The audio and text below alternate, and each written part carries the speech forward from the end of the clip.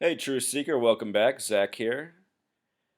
Today is Thursday, February 5th, 2015, and we are being given headlines that Jordan is bombing Syria and supposedly ISIS.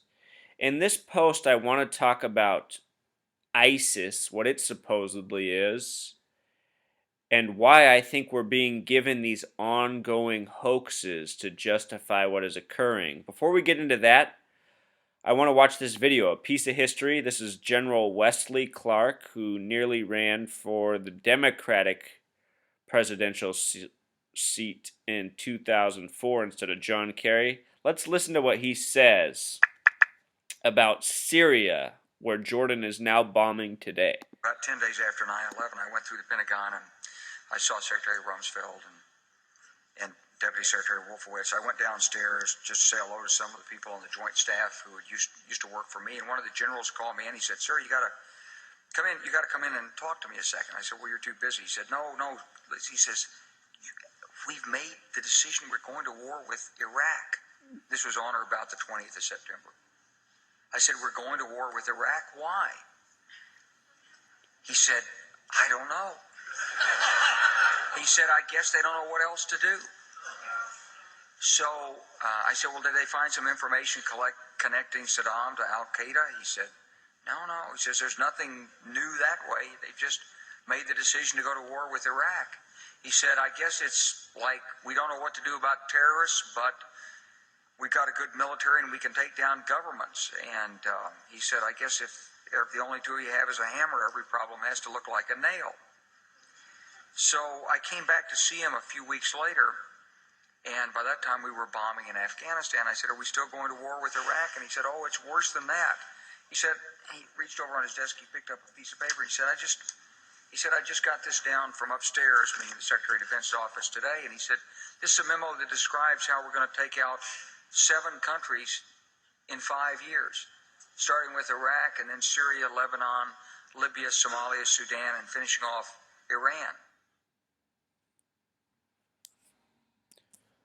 The truth is about...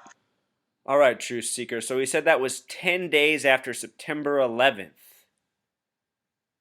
This September, that will be 14 years ago. And in the countries he's named, Syria is the one that's now coming up. He said it was going to be 7 years. Well, instead, it looks like it's closer to 14. But the point is these plans were made and were already existing in the wake of 9/11. This is part of an ongoing plot that's being rolled out. So here we are. It's 2015 now, and we're being given headlines like this: "Be merciful. Pilot's family begs." And it looks like there's a man here in the water with his underwear. Looks like a total photo op. I mean, can you imagine this? Can you imagine this scene? And the cameraman being there to capture it just like that? How perfect.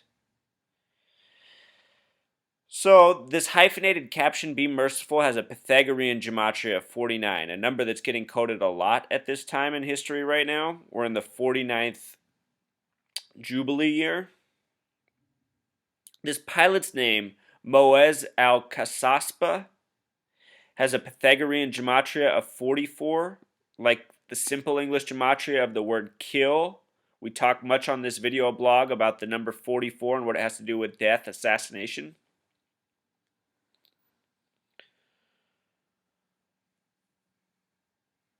So we were given those headlines. This was December 24th, the day before Christmas. On Christmas Eve, we got these headlines.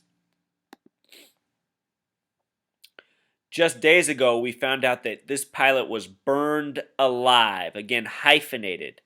With simple English gematria, the phrase "burned alive" sums to 113, a number that's coded oh so often into these hoaxes.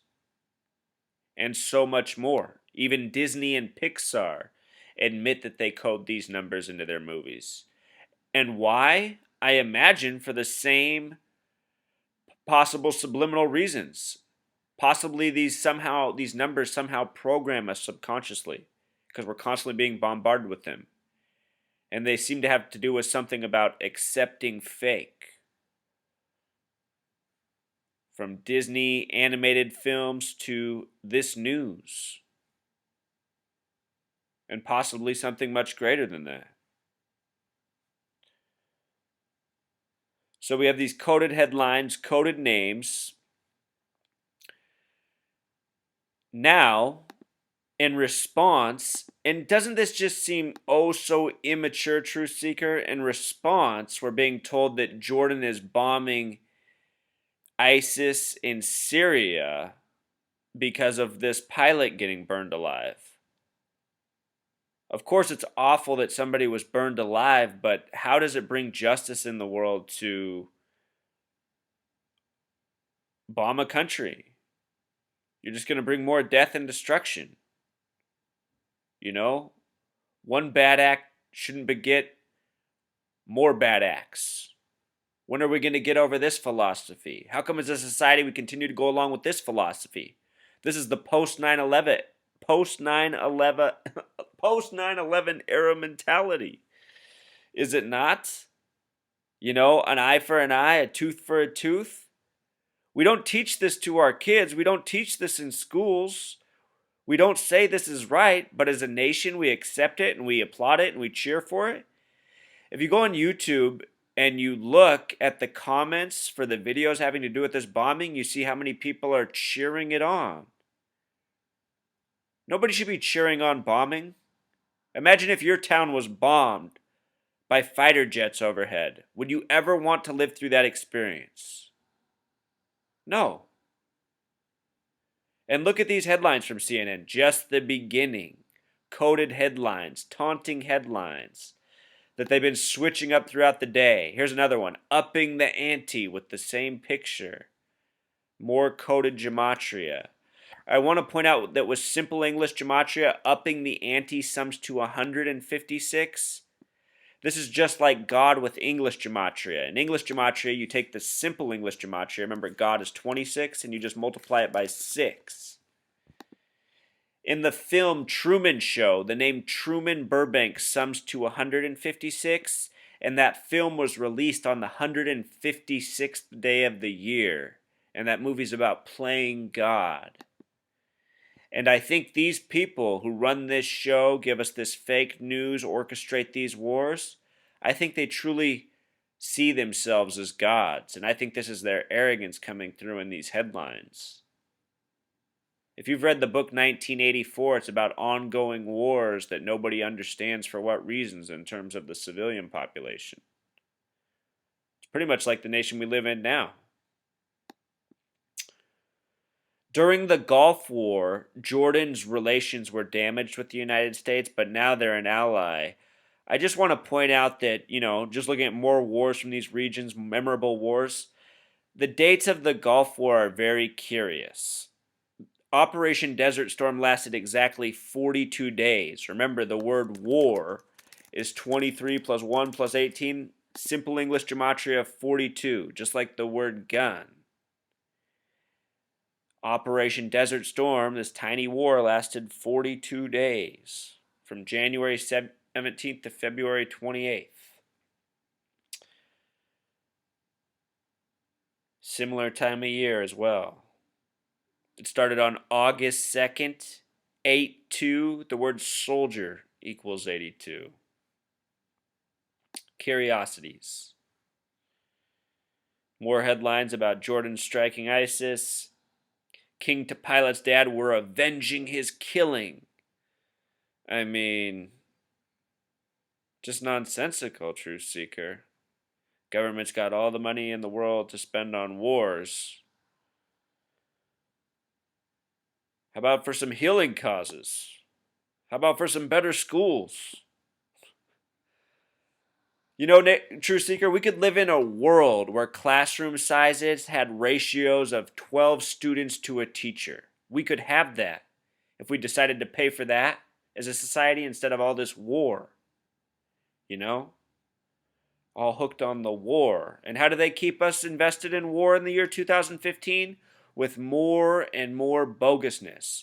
ISIS is known as the Islamic State of Iraq and the Levant. Look, it's in Syria and Iraq. Recall Iraq is the nation we went into, and we were once told we would be there for a very short period of time, quick war, would be greeted as liberators, and the country would forever be better off. Well, instead, we were there for a very long time. We brought the country into a state of chaos. Our CIA now tells us it's the least safe country in the whole world. And now it's the breeding ground for ISIS, a reason for a new war, or continued war, I should say. How can it be new when it's continued, right? Old war, ongoing war. For the entire time the United States has existed, all but what, 20 some years, it has been at war with some part of the world, some nation. An incredible percentage.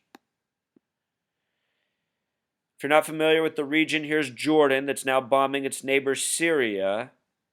And we're saying that this is where we want to take the war to. ISIS. Back to Iraq and Syria. You know, there's also stuff going on down in Yemen, down south. What a mess, Truth Seeker. Let's watch this CNN news coverage of the Jordan bombing. Let's notice this is Barbara Starr right here. CNN, they like to quote all their news anchor names. The name Barbara Starr has the 47 gematria. Earlier this year, we shot 47 cruise missiles at ISIS. CNN had that coverage for us. All right, here we go. Official tells me the first round of Jordanian airstrikes against ISIS in Syria is now underway. This obviously very sensitive business in terms of exactly where the planes are flying, the targets they're striking. We can also tell you U.S. warplanes, as you would expect, are flying alongside in support of the Jordanians, the U.S. providing intelligence, surveillance, reconnaissance, targeting assistance, also on standby. Oh, right as I paused it, it went away. But did you notice how the temperatures were 47 degrees, Truth Seeker? Just from now on, pay attention to the weather and the temperature in your area. I've noticed since I've become aware of these numbers that so often where I live, the temperature is reported at 47 degrees this time of year, and also when it gets warmer at 74. And it just makes me go, is this even the real temperature? Or are they just putting these numbers in front of us all the time? You know, I never realized these types of things for my whole life, but now that it's in my consciousness and I know to look for it, I can't miss it. And I mean, you know, here it is. They're even saying the temperature's 47 in Atlanta and Charlotte. Here we go. Combat search and rescue assets, aircraft, and other airplanes from the United States in case a pilot were to go down, if they were to be shot down or have mechanical trouble and their plane goes down. So everything in place and now underway. The Jordanians are flying F-16s. That is their main airframe in their Air Force. This is what had been widely expected for the last several days as the Jordanians made a number of public statements that they would be taking action. All of this had been worked over the last several days within the coalition to get the targets. Now, one of the big questions is, what about ISIS? ISIS on the ground. They are, they are far from blind to all of this. They know that Jordan, they know that the coalition is coming after them.